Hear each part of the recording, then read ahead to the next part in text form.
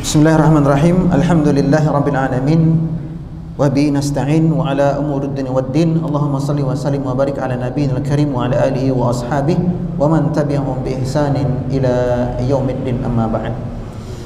Jemaah sekalian, semoga senantiasa dirahmati Allah Subhanahu wa taala. Kita lanjutkan pembahasan kita dan masih membahas haji wada ya, masih membahas haji wada. Yakni ketika Nabi berada di Mina.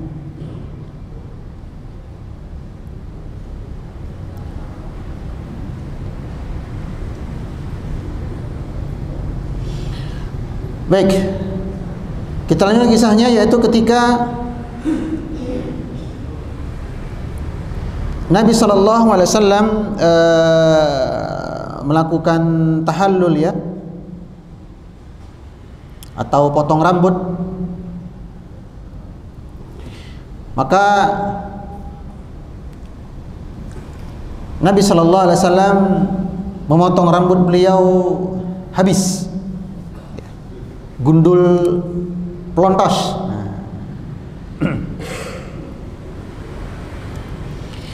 Maka Nabi mendoakan keberkahan untuk yang potong rambutnya sampai pelontos.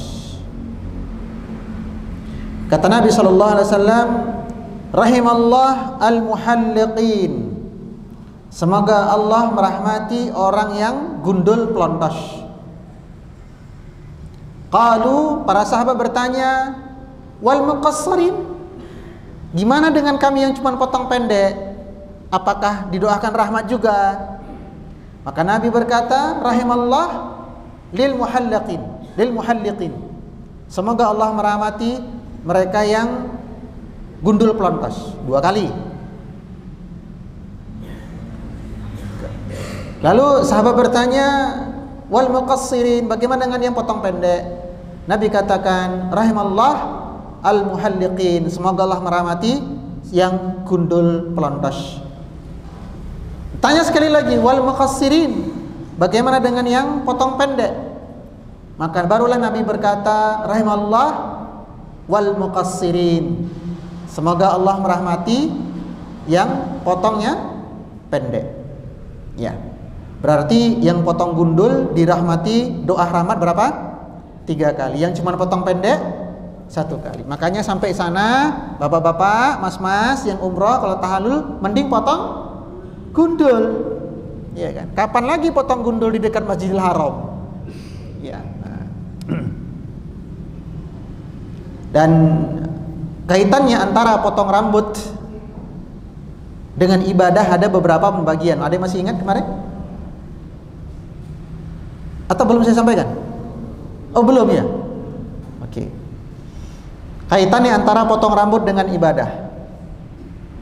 Yang pertama, potong rambut yang hukumnya wajib. Bila tidak potong rambut tidak sah ibadahnya. Yang kedua, potong rambut yang dianjurkan atau disunnahkan. Bila tidak pun dikerjakan ya tidak mengapa, tapi kurang afdol. Yang ketiga, potong rambut yang dimakruhkan karena mengurangi nilai ibadah. Yang keempat, potong rambut yang dilarang. Baik dilarangnya karena keharaman atau dilarangnya karena kebid'ahan. Ada berapa? 4 ya.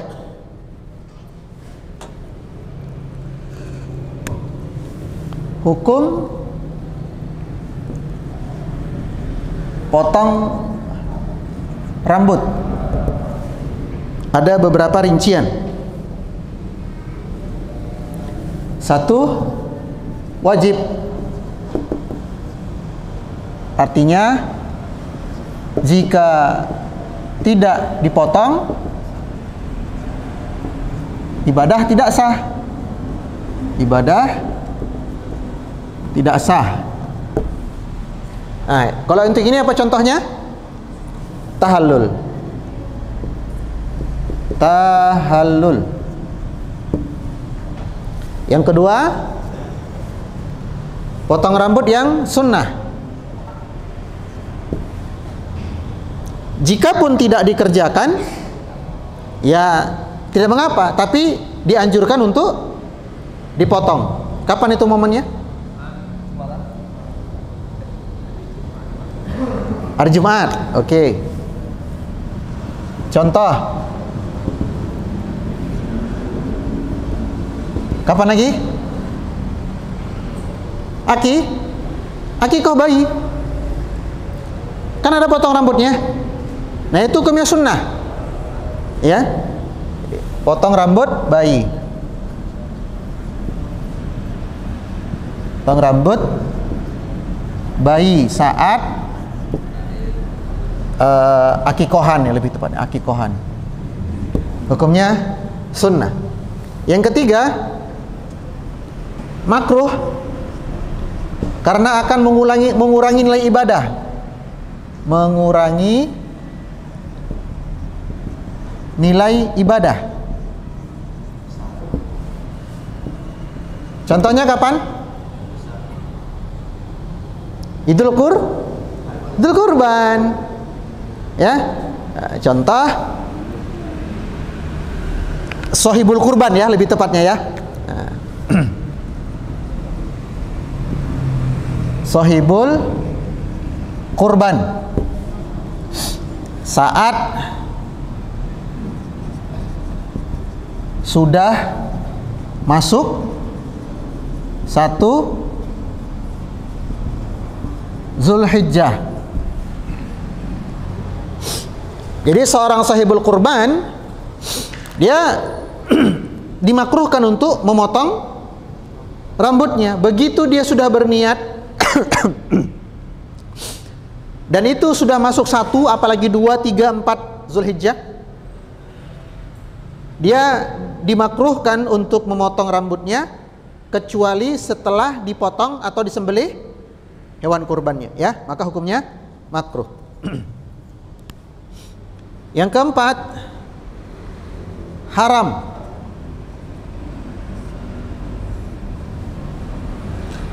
Haramnya ini ada yang jatuh ke dalam kemaksiatan, ada yang jatuh ke dalam perbuatan bid'ah.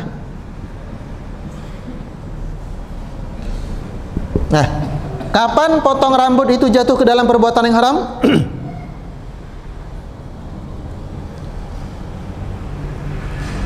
Potong rambut meniru orang, tasyabbuh, atau ya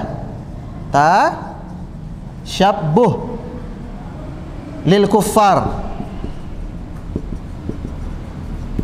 dalam kurung meniru gaya orang kafir. Apalagi hukum potong rambut yang jatuh ke dalam kemaksiatan, wanita potong gundul, ya, atau wanita potong cepak karena tasyabuh lirijal, menyerupai laki-laki. Nah, wanita potong bergaya lelaki.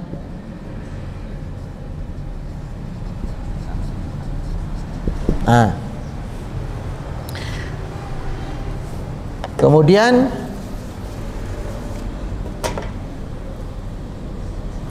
yang kedua bid'ah, ngawur kalau ini istilahnya, ya, potong rambut tapi bid'ah, nyeleneh, menyimpang dari agama. Contohnya siapa? Contohnya jika dia berkata, kalau si fulan A terpilih sebagai presiden, saya bernazar akan gundul. Nah, itu. Ya. Bernazar potong rambut dikaitkan dengan kemenangan pilpres atau pilek. Pilek. Ya, pilek ya? Oh, ya sudah. Ya, nazar dengan nazar potong untuk kemenangan pilpres lah. Bila menang pilpres atau caleg, calon keselek ya. Apalagi contohnya potong rambut yang jatuh ke dalam perbuatan bid'ah? Contohnya adalah gundulnya orang-orang Khawarij. Gundulnya kaum Khawarij.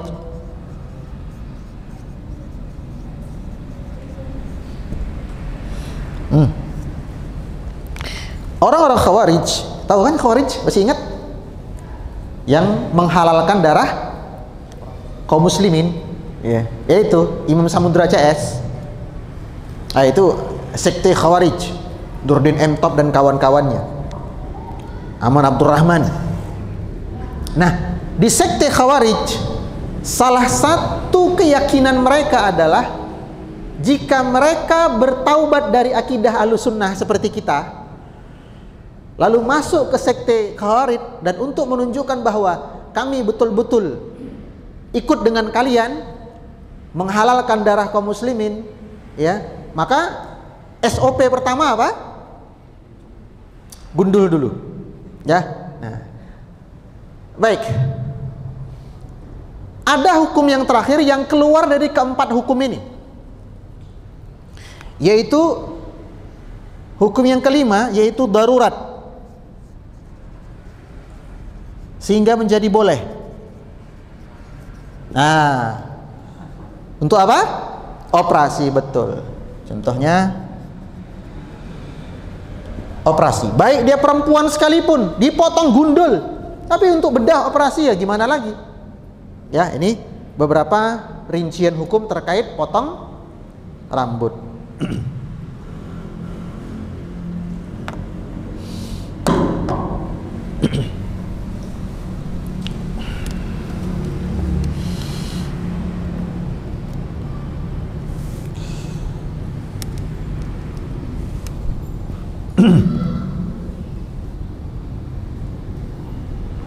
Selesai tahallul, selesai potong rambut, Nabi SAW kemudian memakai baju biasa, bukan lagi memakai baju ihram, ya, dilepas baju ihramnya, pakai baju biasa.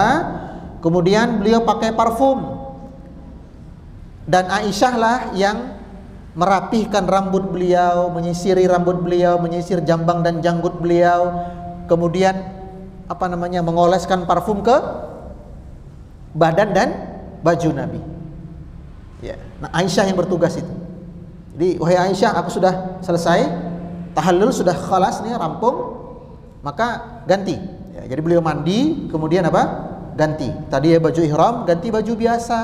Aisyah yang memakaikan, Aisyah yang menyisir rambutnya, Aisyah yang menyisir janggut beliau, Aisyah yang mengoleskan parfum ke seluruh tubuh dan pakaian Nabi SAW. Pertanyaan saya, apa yang dilakukan Aisyah ini bernilai ibadah apa tidak? Bu? Ibadah bukan? Ibadah. Kalau begitu gampang sekali ya seorang istri. Iya kan? Gampang banget bagi seorang istri untuk melakukan sesuatu yang sifatnya ibadah. Nyisirin rambut suami ibadah. Nyisirin jenggot suami ya ibadah. Ngerapiin baju suami ya ibadah. Berarti nyuci baju suami, nyetrika baju suami ya ibadah. Ada seorang wanita mengadu kepada Syekh Utsaimin rahimahullah. Wahai Syekh, saya seperti tidak lagi bisa menikmati ibadah seperti waktu saya gadis dulu. Yang saya rasakan setelah saya menikah, ibadah saya berkurang. Dulu ketika saya masih gadis, gampang sholat malam, tahajud, duha, kajian kemana-mana, ya, ikut bakti sosial, zikir pagi petang, semua bisa saya kerjakan. Adapun sekarang setelah saya menikah, sulit bagi saya untuk beribadah. Syekh Utsaimin kemudian mengerenyitkan kening beliau. Beliau bertanya, maksudmu apa sulit ibadah? Iya, karena setelah saya menikah, 1 minggu sekali untuk sholat malam itu udah syukur, udah mending. Apalagi puasa sunnah, lebih sulit. Apa nasihatmu wahai Syekh? Maka Syekh Utsaimin berkata, nasihatku untukmu adalah ubah cara pandangmu tentang konsep ibadah. Ibadah itu luas, jangan kau persempit. Lalu beliau mensitir kalimat dari Syekhul Islam Ibnu Taimiyah tentang definisi ibadah. Apa itu ibadah? Al-ibadatu ismun jami'. Ibadah adalah sebuah nama untuk segala bentuk amalan, baik itu amalan hati, amalan lisan, amalan anggota badan, yang mana ketika amalan tersebut dilakukan liyuqarribunallah, untuk mendekatkan diri kepada Allah. Kemudian amal tersebut dikerjakan littiba'i Rasulillah sallallahu alaihi wasallam, mengikuti petunjuk Rasulullah sallallahu alaihi wasallam. Coba kita ulang. Apa itu ibadah? Ibadah adalah segala bentuk amalan, baik amalan hati, amalan lisan, amalan anggota badan, dalam rangka mengejar ridha Allah sesuai petunjuk Rasulullah sallallahu alaihi wasallam. Kalau begitu, ibadah itu luas atau sempit? Luas banget. Bagi seorang istri, dia menjaga kerapihan rumah, mencuci baju suaminya, menyetrikanya, mengangkat tas suami yang mau berangkat kerja, itu bisa bernilai ibadah dengan syarat memenuhi definisi tadi. Amalan anggota badan kan, nyuci, nyetrika, ngantarkan suami, amalan anggota badan. Kemudian dikerjakan itu dalam rangka apa? Mencari ridha Allah. Artinya kalaupun suami ibu tidak memuji ibu, ya nggak apa-apa, Bu. Ibu masak, bisa beneran ibadah nggak? Bisa.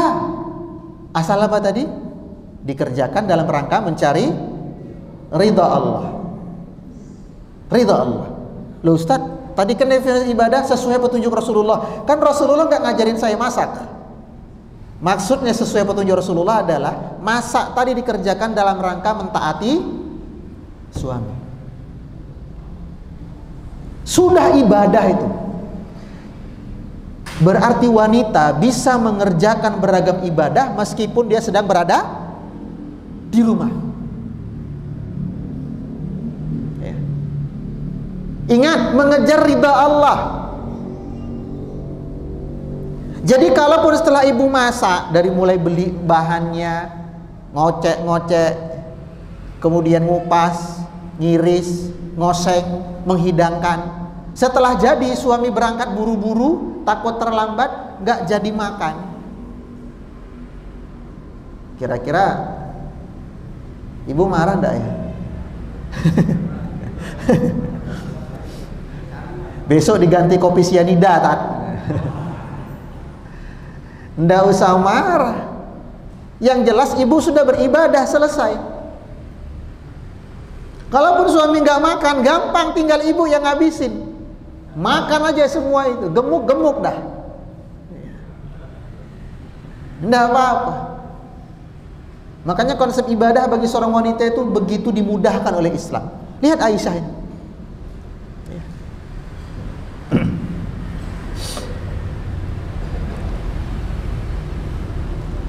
Kemudian selesai tahallul, Nabi kemudian menuju Ka'bah untuk mengerjakan tawaf ifadah, dan itu beliau lakukan sebelum masuk waktu zuhur, menaiki onta.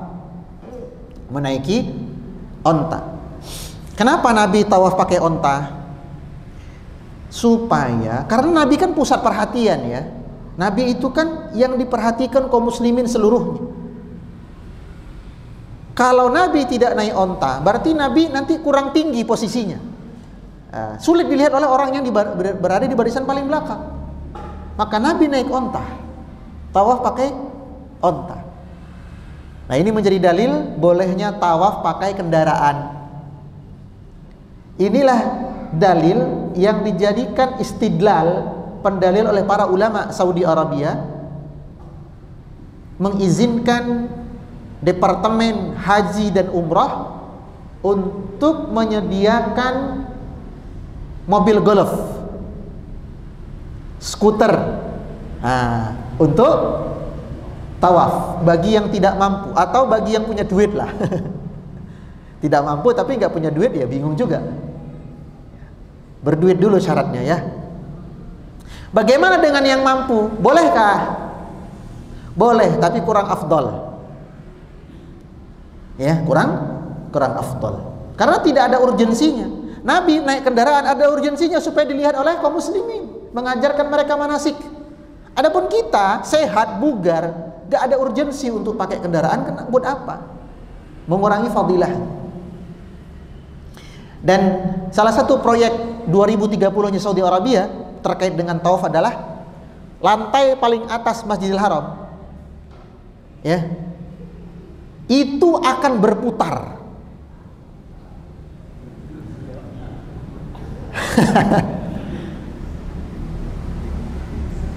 Tapi ada tapinya. Area tersebut dikhususkan bagi pini sepuh, yang lumpuh, yang cacat, yang sakit, tiang sepuh, atau orang yang bawa bayi. Karena apa? Karena lantai tadi dianggap kendaraan, sehingga mau lungguh tok tus. Yang muter apa? Lantainya. Penak toh? Penak. Tapi jenengan sehat, boten ente. Masuk langsung dijaga sama askar. Ya haj, sehatu, sehatu. Wa aji, kamu sehat, kamu sehat. Jangan di sini. Hada khas lil mustad'afin. Ini khusus bagi orang-orang yang lemah, ya.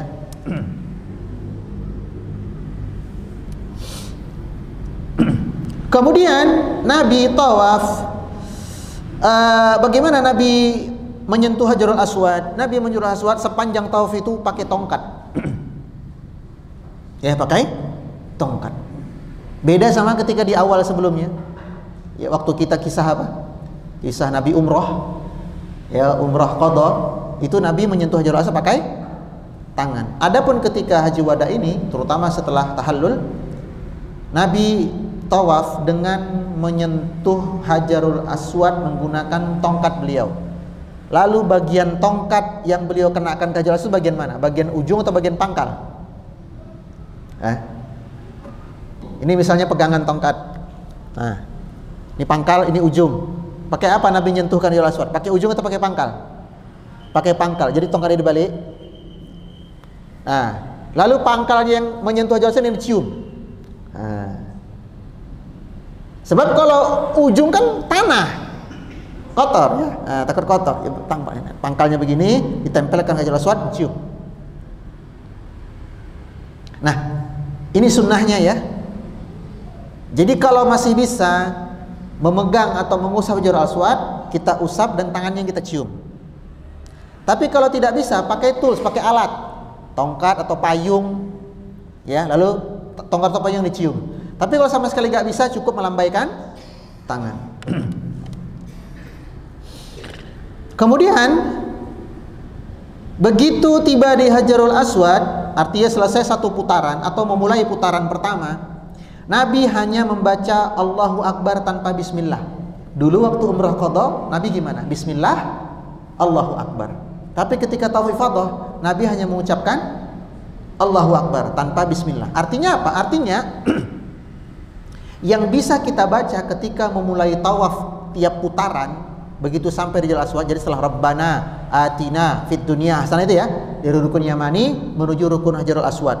Begitu ketemu rukun Hajarul Aswad, boleh dengan baca Bismillahi Allahu Akbar atau cukup Allahu Akbar. Ya, ada dua mode bacaan. Ya. Jadi nggak usah bingung nanti. Misalnya mendengar jamaah umroh yang lain kok cuma Allahu Akbar. Ya, sah dan boleh. Setelah tawaf, beliau kemudian meminum air Zam-Zam, lalu salat zuhur di Masjidil Haram. Kemudian kembali ke Mina tanpa mengerjakan sa'i. Ya, kenapa? Karena sudah sa'i sebelumnya. Ya, sebab Nabi hajinya haji qiran. Adapun orangnya hajinya tamattu', mereka harus sa'i lagi karena sa'i yang sebelumnya sa'i untuk haji. Ya, kita Indonesia hajinya haji apa? tamattu. Nah, maka setelah tawaf ifadah kudu sa'i meneh. Lanjut. Di hari tasyrik itu 11, 12, 13. Nabi mengambil nafar tsani. Apa itu nafar tsani? Jadi jemaah haji itu ada yang nafar ula atau awal, ada yang nafar tsani. Nafar ula atau awal berarti dia cuma 11 dan 12. Artinya, maksudnya apa Ustaz nafar tsani? Ini bagian belum haji ya. Nafar tsani itu berarti, nafar awal itu berarti rombongan yang pertama kali keluar dari Mina di hari tasyrik. Mereka keluar di tanggal 12. Awal, makanya awal, rombongan yang pertama. Keluar yang pertama kali dari Mina di hari tasyrik. Adapun nafar tsani berarti rombongan yang keluar dari Mina di hari tasyrik, rombongan yang terakhir, rombongan kedua. Berarti mereka keluar di tanggal 13. Mana yang afdol? Yang afdol adalah nafar tsani. Jadi memperpanjang mabit di Mina sampai hari yang ke-13. Bukan berarti nafar awal tidak sah, sah. Tapi kurang afdol. Ya, kurang afdol saja, tapi sama-sama sah ya. Kemudian Nabi melempar jumrah atau jamarat di hari tasyrik itu 11 sampai 13 Zulhijjah, yang mana setiap melempar jumrah di hari-hari tersebut Nabi melakukannya setelah masuk waktu zuhur. Kita gambarkan ya biar nggak bingung.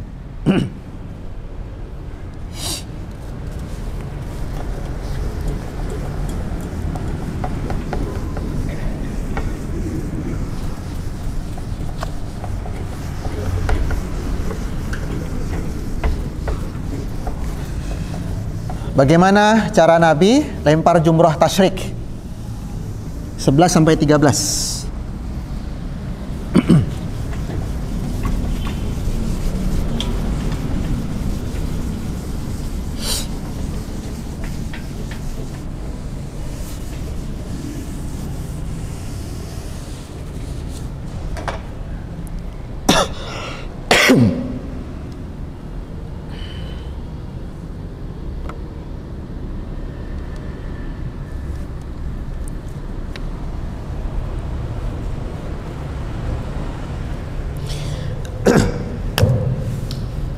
Ini jumrah ula, ini jumrah tsani atau wusta, sama aja ya. Kemudian ini jumrah aqabah atau kubra. Ini arah ke Mina, ini arah ke Makkah.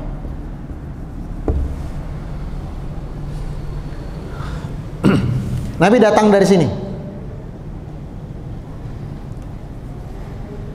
lalu berhenti, ya, melakukan lempar jumrah yang pertama. Kemudian Nabi bergerak menuju jumrah tsani. Nah, di antara ini selama perjalanan Nabi banyak berdoa. Kemudian lanjut lempar 7 kali, ya. Allahu Akbar, Allahu Akbar, Allahu Akbar, lempar 7 kali. Lanjut ke sini. Dan rentang antara ke sini Nabi banyak berdoa. Selesai lempar jumrah di sini, ya, di sini Nabi tidak lagi berdoa. Jadi berdoanya cuman 2 ini, antara jumrah ula ke tsani, jumrah tsani ke jumrah aqabah. Sehingga para ulama merangkum tempat-tempat mustajab untuk berdoa selama haji.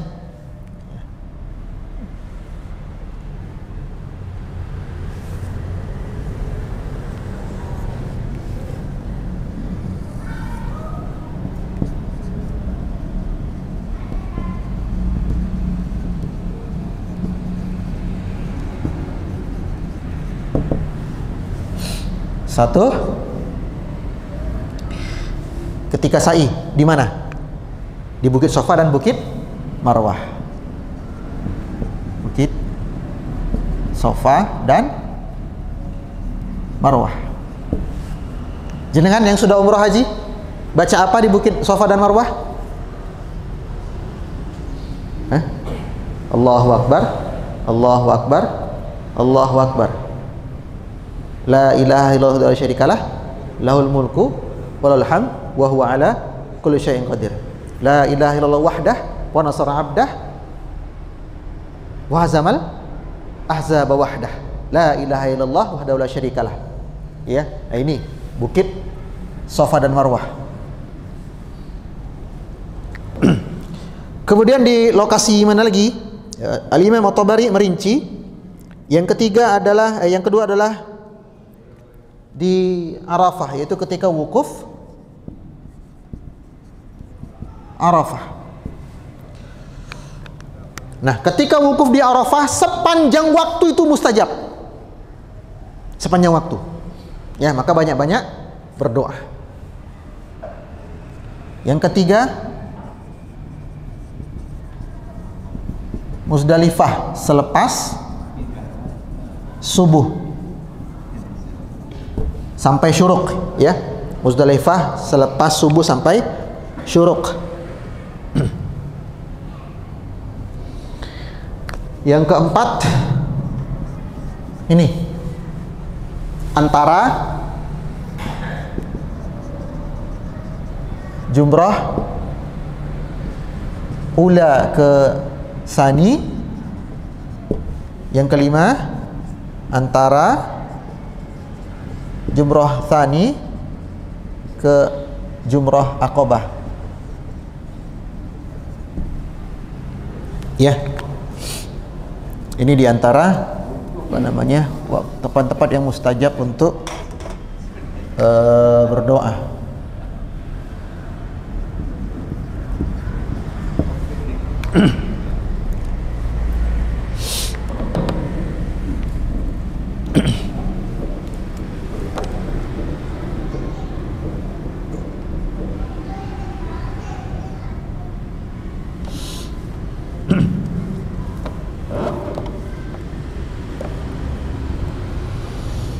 Nah, ketika itu di hari ke-11 ini untuk mabit di Mina tasyrik, ya. Al-Abbas bin Abdul Muthalib, paman Nabi, meminta izin kepada Nabi agar tidak mabit di Mina. Minta izin agar tidak mabit di Mina. Kenapa? Karena Al-Abbas ini bertugas untuk mengambil air minum buat jamaah haji. Karena di Mina tidak ada air. Ya, di Mina tidak ada air. Sehingga Al-Abbas merasa terlalu berat jika harus bermalam di Mina, kemudian ngambil air ke Mekah, dibawa ke Mina, ya. Dan Nabi katakan, "Adzinu, aku izinkan kau." Ya, aku izinkan kau. Silakan kau tidak usah bermalam di Mina. Ke Mekahlah engkau ambil air buat jamaah haji. Nah, ini menjadi dalil, ya, bolehnya tidak mabit di Mina bagi para petugas. Contohnya supir. Jadi dia supir, dia haji juga, tapi dia supir yang membawa jamaah haji. Dia kan harus mundar-mandir, ya. Maka tidak mengapa dia tidak mabit di Mina. Siapa lagi? Ya kernetnya lah. Kernetnya. Kemudian siapa lagi? Dokter, perawat, bidan, tenaga medis, tukang pijat, ya. Kemudian siapa lagi? Aparatur, ya. Itu askarnya atau polisinya atau tentaranya. Kemudian petugas keamanan secara umum. Lalu penjaga barang, penjaga barang-barang jamaah. Kemudian orang yang merawat keluarga yang sedang sakit, ya. Dia ada kewajiban untuk merawat anggota keluarga yang sedang sakit, masuk rumah sakit misalnya. Udah kecapean dari wukuf macam-macam ritual haji, ngedrop. Si ayahnya masuk rumah sakit. Nah, siapa yang menjaga? Ya anaknya lah kan. Nah, anaknya. Jadi bukan saya sih, ada teman saya yang punya pengalaman. Makanya kadang pentingnya kita memahamkan jemaah sebelum berangkat, terutama ketika manasik. Latihan manasik di Indonesia begitu ya, bahwa jika anak membawa orang tuanya atau seorang tua membawa anak kecil umroh atau haji, maka itu tanggung jawab sepenuhnya di dia, bukan di pembimbing, bukan di mutawif, sepenuhnya di orang tua. Jadi sebelum berangkat harus prepare. Ya. Allahu a'lam. Nanti kita lanjut setelah azan.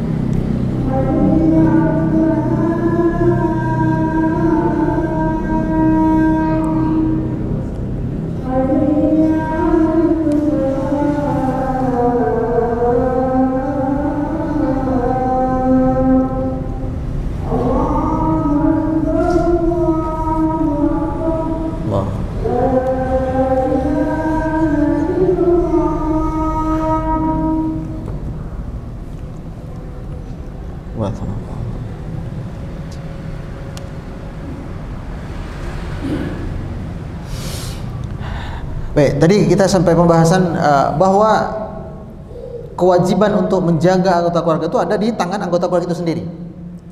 Jadi kalau sakit, misalnya orang tuanya yang dia bawa sakit, maka anaknya yang menjaga. Soalnya teman saya punya pengalaman kemarin waktu bimbing umroh, itu si anak menyerahkan kepada pembimbing. Udah tadi tolong orang tua saya dijaga, saya mau melanjutkan perjalanan umroh. Jadi mau city tournya macam-macam, loh gak bisa begitu. Seorang pembimbing dan mutawif atau tour leader atau tour guide itu membantu mengarahkan. Ya. Jadi bahkan dipecah jadinya. Yang melalui perjalanan silahkan bersama pembimbing. Nah, yang di rumah sakit biasanya sama mutawif. Tapi mutawif hanya mengantarkan, membantukan proses, bukan malah ikut bermalam jagain. Terus anaknya bisa jalan-jalan. Wah, besok kan ada city tour, saya masa nggak ikut? Wah, subhanallah. Ya, nah ini perlu kita fahamkan. Nah, kemudian lalu bagaimana nasib mereka yang ada tugas ini sehingga tidak bisa bermalam di Mina? Lalu bagaimana mereka melempar jumrah? Nah, ini yang mau saya jelaskan di bagian akhir kita. Di sesi akhir kita, bagaimana mereka-mereka yang tertunda untuk mengerjakan ini karena ditugaskan. Bagaimana cara mereka mengejarnya? Jawabannya, mereka melakukan ini dengan jamak takhir. Artinya 11, 12 mereka kumpulkan di hari yang ke-13. Bagaimana caranya? Caranya begini. Kerjakan 1, kerjakan 2, kerjakan 3. Udah selesai, ini pengganti hari yang ke-11. Habis itu ulangi lagi. Ini pengganti hari yang ke-12. Nah, hari yang ke-13-nya, nah, jadi bukan begini, lempar jumrah ula, 21 kali lempar, 7 selesai, 7, bukan begitu, tapi dituntaskan sampai akhir. Jadi bukan bawa batu 21 kali gitu ya. Oh, ini untuk yang pertama, ini untuk hari ke-12, itu hari ke-13, bukan, tapi tuntaskan dulu nih sampai ujung. Dan ini boleh. Dan ini ijma ya, ijma artinya sepakat semua ulama. Bolehnya melakukan jamak takhir lempar jumroh. Lalu bagaimana dengan jamak takdim? Boleh nggak? Jadi dia hari yang ke-11 langsung bayar untuk 11, 12 dan 13. Boleh nggak? Maka Allahu a'lam, kalau kami ikut pendapatnya Lajnah Daimah Saudi Arabia, dibolehkan jamak takdim. Namun yang lebih afdal adalah jamak takhir ya. Wallahu taala alam. Barakallahu fik. Subhanaka wa bihamdika asyhadu an la ilaha illa anta astaghfiruka wa atubu ilaik. Assalamualaikum warahmatullahi wabarakatuh.